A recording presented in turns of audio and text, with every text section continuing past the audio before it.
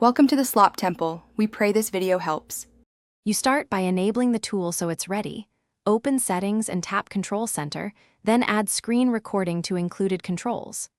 Once done, make sure the microphone icon is enabled if you plan to narrate, because that records external audio. You should also check battery, plug in if you expect long captures or heavy apps, so recordings don't stop unexpectedly.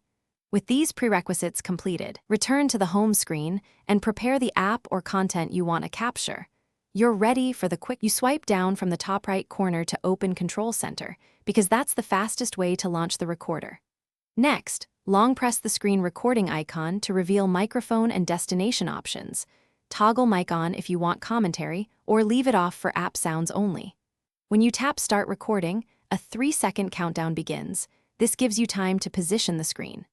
After the countdown, the red status bar or pill indicates active capture, so you know everything is being recorded while you proceed.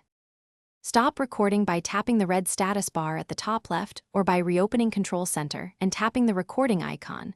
Do this to ensure the file saves correctly. Once stopped, open Photos.